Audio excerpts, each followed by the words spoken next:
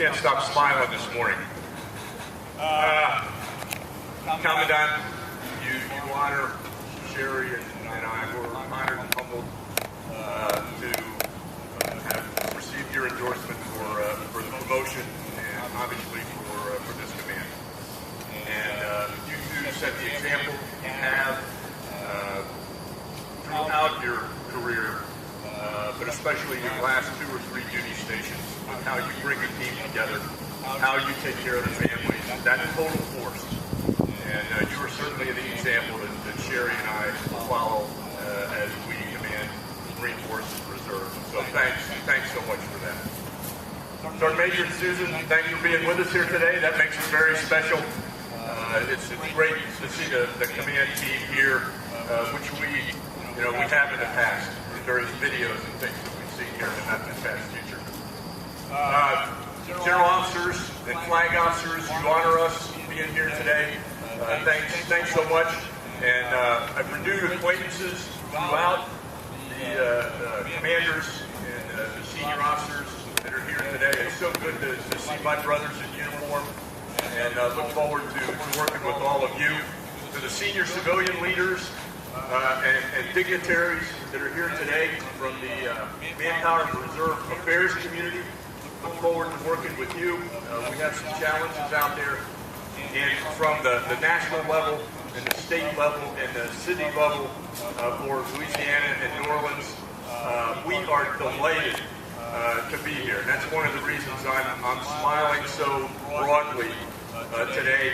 And I can't thank the community at large, including the Marines and the command here, for welcoming Sherry into the community 6 weeks ago. And now finally I'm glad to be able to join her here. But I will always be grateful for the welcome that she received here so many weeks ago. And that is absolutely very, very special to know that your spouse is being welcomed at that level. I wanted to recognize Jeremiah and Jane. Jeremiah used to be my battalion commander when I was a younger buck in 1st Battalion, 9th Marines out of the West Coast, The Walking Dead. So I certainly wanted to recognize him, and I look forward to working with you, Dave, and socializing with you and Jane. To the veterans that are here and the families and friends of Marine Forces Reserve, thanks for coming here today. Really appreciate your attendance. And actually, it turned out to be an absolutely beautiful day, nice breeze, and of course the Commandant has already mentioned the backdrop. I too would like to honor and mention Major General Moore and what he's done with Mark IV Reserve here in the last so many months. And I agree, Commandant, he has absolutely commanded this very special organization with a tremendous level of professionalism with the challenges. So we appreciate you, Daryl, and what you and Donna have done. And I know we'll be working very closely in the future together. I'd also like to recognize 2 very special people in my life. One is my sister-in-law, Linda, former Signal Corps major in the Army, and her sister, my sister-in-law, Judy, a colonel in the Marine Corps Reserve. Judy's been on and off active duty the last 10 years, but very involved in the war. And we've crossed paths frequently as I've gone back and forth between Iraq and Afghanistan a couple times in the past.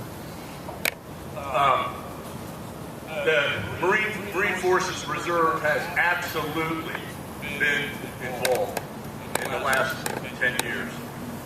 They are an operational reserve in every respect of that definition. 100% of the units in Marine Forces Reserve have deployed.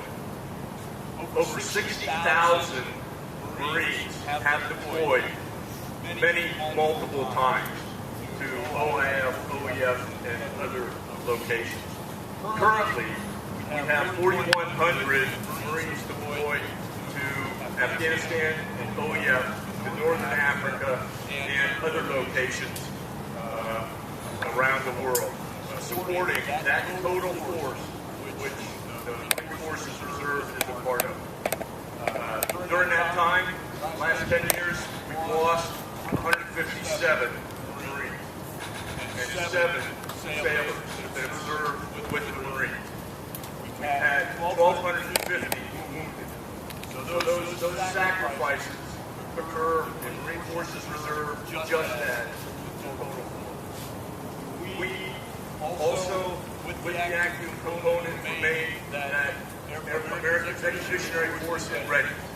We know the Commandant has his priorities that he's looking to accomplish. Obviously, the best trained and equipped Marines for Afghanistan. In the future here, rebalancing the Marine Corps to support the COCOM's requirements. The best training and education for our Marines, looking at the future environments, those very complex environments. This last 10 years, as you followed it, we've seen things that we've never seen before. The Marines have stepped up to the plate, both active reserve, have swung the bat, and absolutely knocked the ball out of the park. And then the last is that keeping the faith with the Marines and sailors and their families. Sherry and I look forward to supporting all of that, working with families across the 183 units that are out there. So obviously a very special organization that is snapping tightly in the active force So thank you for your commitment. We know future times are going to get challenging. We're going to have to figure out how to make things happen and things we want to happen. This environment is unclear at this point, but we know that there's challenges that fall out there. We're going to do everything we can to become innovative, right? And think of all the best things that we can do to keep this force you want it to be. Now, if you excuse me a moment, I'd just like to recognize the Marines out here. First thing, sir, I'll tell you that the Marine Band, we get different sheet music down here in Norfolk. But the band, you were exquisite this morning, absolutely wonderful, and Marines, you are very, very impressive. MAR-4 Reserve, writ large, is an impressive organization. You've done impressive things. Your professionalism, your commitment, and your sacrifice are unequal. And I promise you that I will be your best advocate in supporting you, your organization, this great organization writ large, and your families. And I look forward to working with you in this command. And with that, les amis, bon temps, roulez, let the good times